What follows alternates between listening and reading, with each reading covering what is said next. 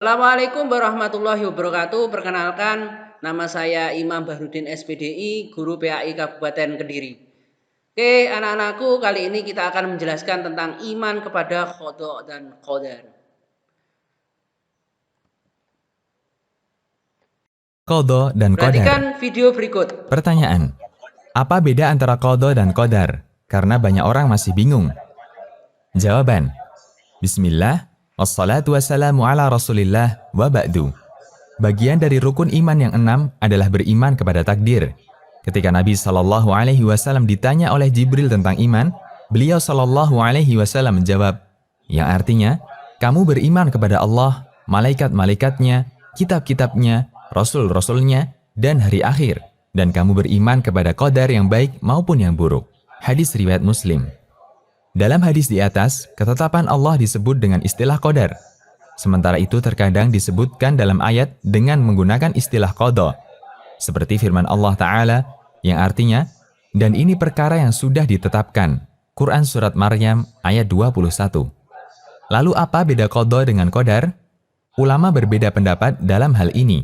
Pertama, sebagian ulama berpendapat qadha adalah sinonim dari qadar, sehingga kata qadha dan qadar maknanya sama.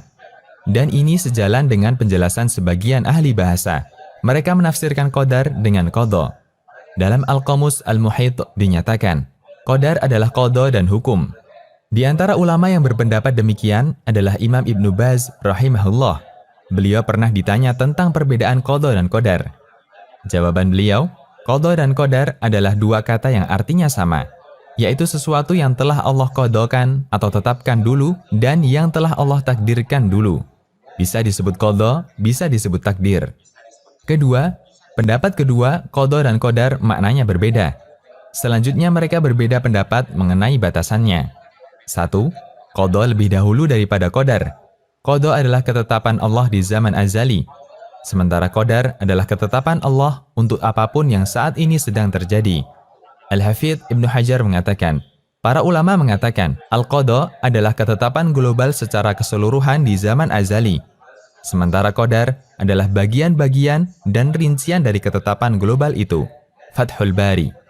Al-Jurjani dalam At-Ta'rifat menyatakan, perbedaan antara qadar dan qadha, bahwa qadha bentuknya ketetapan adanya seluruh makhluk yang tertulis di Al-Lauh Al-Mahfudz secara global.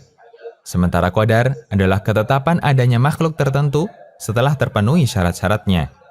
2. Kebalikan dari pendapat sebelumnya. Qadar lebih dahulu daripada qadha. Qadar adalah ketetapan Allah di zaman azali, sementara qadha adalah penciptaan Allah untuk apapun yang saat ini sedang terjadi. Ar-Raghib Al-Asfahani dalam Al-Mufradat menyatakan, qadha Allah lebih khusus dibandingkan qadar, karena qadha adalah ketetapan di antara takdir atau ketetapan. Qadar itu takdir, sementara qadha adalah keputusan. Ilustrasinya, ada 100 ketetapan, bentuknya hubungan berkonsekuensi. Jika A maka B, jika C maka D, jika E maka F, dan seterusnya. Ini semua adalah ketetapan. Lalu kapan ketetapan ini diputuskan? Ketetapan diputuskan nanti berwujud kejadian. Menurut pendapat ini, ketetapan itu qadar, sementara keputusan itu qadha. Apapun itu, memahami perbedaan ini bukan tujuan utama dari iman kepada qadha dan qadar, selain hanya memahami batasannya. Syekh Abdurrahman Al-Mahmud mengatakan, tidak ada banyak manfaat dalam mempelajari perbedaan ini, karena semua sepakat dengan batasan, meskipun berbeda dalam penyebutan namanya, sehingga tidak perlu ada perdebatan untuk memberikan definisi. Al-Qadha wal Qadar fi Dhaw al-Kitab wa Sunnah. Maksud beliau, mau disebut qadha maupun qadar, intinya sama, yaitu ketetapan Allah. Demikian, Allahu a'lam.